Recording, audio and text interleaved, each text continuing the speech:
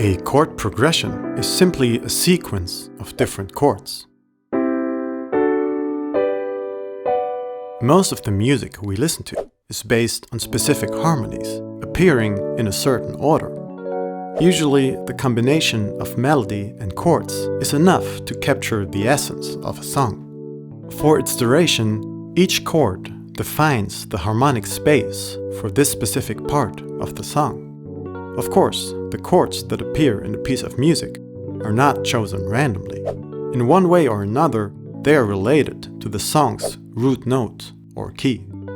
To understand this, let's take a look at the chords that appear naturally in our C major scale. Since our scale consists of 7 notes, we can build 7 different chords, and we use Roman numerals to indicate their harmonic functions. Of course, the first chord in our C major scale is the C major chord, which is our tonal center.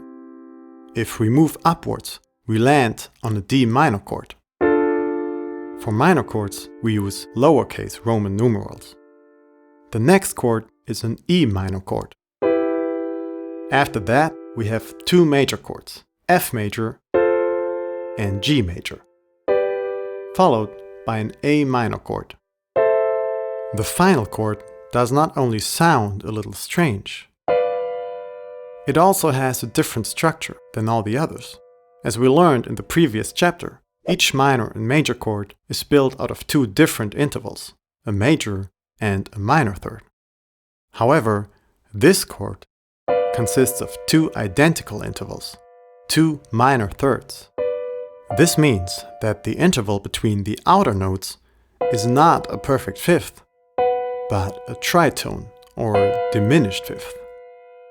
We call such a chord a diminished chord, which is indicated by a degree symbol. So, in every major scale, we can use our 7 notes to play these 7 chords.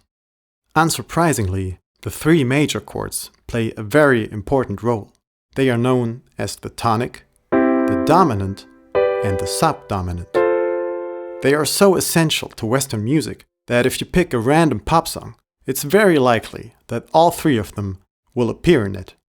They are also all you need for a standard 12-bar blues. Let's use them for a simple chord progression. In C major, that means we need to play the following chords. If we use chord inversions and add a bass note, it could sound like this. Now, let's change the order a bit and throw in one of our minor chords. With a little practice, this chord progression could sound like this.